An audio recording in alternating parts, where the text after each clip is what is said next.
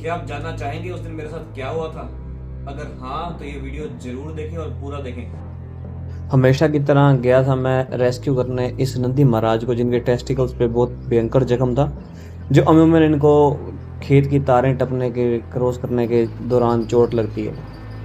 लिया अपना ट्रैक्टर साथ में और लिया डॉक्टर साहब और को। अब हम यूजुअली ऐसा करते हैं कि डॉक्टर साहब एनेस्थीसिया भरते हैं अपना इंजेक्शन, और ये देखिए आप, इस तरह हम पशु को बिल्कुल पता नहीं लड़ देते हैं और उसको इंजेक्शन दे देते हैं एनेस्थीसिया का। इस नंदी महाराज को जब हमने एनेस्थीसिया दिया तो उसके बाद ये कुछ विशेष रूप से एक्टिव हुए और थोड़े अग्रेसिव हुए। अब हो सकता है कि ये इनका नेचर पहले से हो, लेकिन ये बेहोश नहीं हुए। करीबन 2-3 घंटे तक हमने मशक्कत की थी कि ये बेहोश हो जाएं। हम इनके पीछे फिर रस्सा लेके दौड़े, क्योंकि अब हमें लगा कि ये बेहोश नहीं हो रहे हैं तो रस्सा डाल करके इन्हें बांध लेना कुछ ठीक रहेगा। लेकिन रस्सा डालना भी इन नंदी महाराज को कौन सा एक आसान काम है। तब तक मैं सिर्फ वीडियो ही बना रहा था और डॉक्टर साहब और बाकी सारे आसपास के जो लोग थे वो हमारी हेल्प कर रहे थे। नंदी देव थोड़े बहुत स्लो हुए थे तो हमने कोशिश की कि सेफ साइड लेके चलते हैं और रस्सा डालते हैं नंदी देव को। और जैसे कि रस्सा हमारे ट्रैक्टर के साथ बांधा हुआ था, अगर एक बार रस्सा डल गया तो उसके बाद नंदी देव हम काबू कर लेंगे। लेकिन नंदी महाराज इतनी आसानी से रस्सा कहाँ डलवाने वाले। हमने एक बार रस्सा डाला, 2 बार डाला, पर ये रस्सा ईजिली निकाल भी लेते थे, क्योंकि पशुओं को ये टेक्निक होती है। तो उसके बाद एक बार क्या हुआ कि नंदी देव को रस्सा डालने के लिए डॉक्टर साहब मनीष जी हमारे गए झाड़ियों में, और इनके इतना नज़दीक चले गए कि कुछ ये नंदी देव भी उलझे हुए थे और कुछ हमारे डॉक्टर साहब ने भी उस मौके पर रिस्क लेके ऐसा करना ठीक समझा। रस्सा डाल लिया। उसके बाद हमने रस्सा, जैसे कि प्लान था, डाल करके खींचेंगे और नंदी महाराज को बाहर निकाल लेंगे। लेकिन नंदी महाराज के जोर के आगे हमारी बस नहीं चली और उनको खींच पाना संभव नहीं था। अब नंदी देव कुछ देर बाद खुद बाहर आए, और बाहर आते ही हमने उन्हें सींग में रस्सा जैसे कि डाला हुआ था कस लिया। कसने के बाद रस्सा हमने आगे की तैयारी की। लेकिन अभी क्या हुआ, इसी तरह डॉक्टर साहब को ये नंदीदेव लात मार गए। अभी आप इस वीडियो में देखिए कि इसी मोमेंट पे ये डॉक्टर साहब के लात लगी और नंदीदेव मार के उनके भाग गए।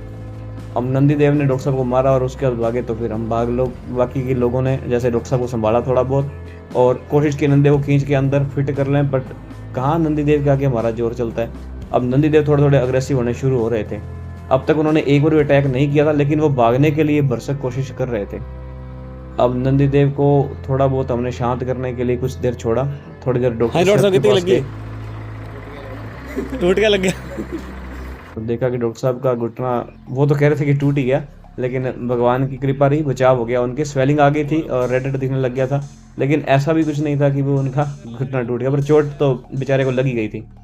उसके बाद फिर मैं मैदान में उतरा। मैंने डॉक्टर साहब को बोला, अब आप कैमरा पकड़ो, आप साइड हो जाओ, अब इस नंदीदेव को मैं पकड़ूंगा, इन्हें मैं काबू करूंगा। जिम विम जाता हूँ, सुबह थाई लगाई हुई थी और उस दिन तो 25-25 किलो के डंबल थे और लंजेस लगाई थी, बहुत शानदार वाली। हुआ क्या था, मेरे दोस्त के साथ जिम कर रहा था तो जोर लग ही जाता है तो उसके बाद फिर अब जब आया रेस्क्यू करने तो इतना जोर नहीं लगा पा रहा था। इतने मेरे साथ आप देखेंगे ये पीछे सरदार जी खड़े हैं छोटे। मैंने इन्हें बोला कि आप पीछे हट जाओ, क्योंकि ये नंदीदेव थोड़े से अब आक्रामक होते दिख रहे हैं और अभी देखिए अभी थोड़ा सा अटैक करेंगे हमारे ऊपर। एक छोटा सा एक मोमेंट आएगा, देखो अभी देखना आप, ये देखो, ये इन्होंने जैसे थोड़ा सा अग्रेशन दिखाया ना, फिर सरदार जी को मैंने भेज दिया। वो छोटे थे क्योंकि अभी 12-15 साल का एक किशोर बच्चा था, तो मैंने उन्हें बोला पीछे हटो। अब वो मोमेंट स्टार्ट हो रहा है जिसमें मुझसे गलती हो गई, या ऐसा मान सकते हैं कि कोई किस्मत मेरी थी जो ये दुख लिखा था। अब इन दोनों ने रस्सी यूँ डाली, मैं मेरी जगह पे एच डी खड़ा हूँ रस्सी लेके। अब ये रस्सी छुड़ा करके नंदीदेव ने अटैक कर दिया। अब इस मोमेंट पे मैं वहीं खड़ा था, भागने की कोशिश की, पर नंदीदेव ने मेरे ऊपर सीधा चढ़ करके अटैक किया, नहीं बच पाया मैं। फिर मैं वहाँ गिर गया और उसके बाद मेरे कपड़े फट गए, कमर में उनका सींग लगा, भयंकर पेन। और सही बताऊँ तो उस मोमेंट की मेरे को अच्छे से बात भी याद नहीं कि हुआ क्या था। मैं एक बार तब बार बार बोल रहा था कि मेरी पैंट नई थी, मेरे शूज़ नए थे जो ख़राब हो गए।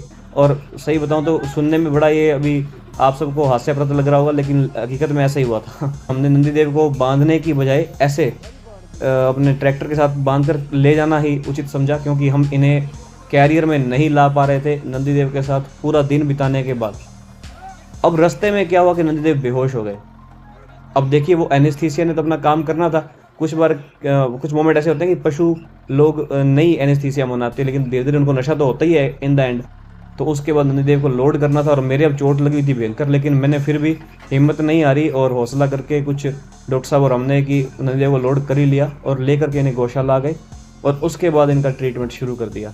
नंदीदेव का ट्रीटमेंट करते करते मेरा शरीर एकदम सुन्न पड़ना शुरू हुआ नंदी देव का अच्छे से ट्रीटमेंट करवाने के बाद उनके जख्म पे अच्छे से दवाई वगैरह लगवाई। तो उसके बाद जब मेरा शरीर नहीं काम कर रहा तो मैं गया फर्स्ट एड के लिए। यहाँ सबसे पहले मैंने इंजेक्शन वगैरह लगाया दर्द का, लेकिन नेक्स्ट डे जब पेन ज़्यादा था तो एक्सरे वगैरह कराया।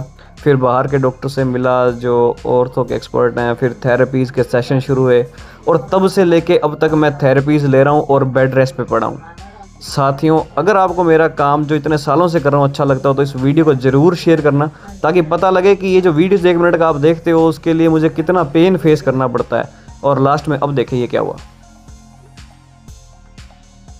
ये वो नंदी महाराज हैं जिन्होंने मुझे दूसरा जीवन दान दिया है और ये बेल्ट आज इन्हीं की मेहरबानी है। अब ये ठीक है, अब मेरी इनसे कोई नाराजगी नहीं।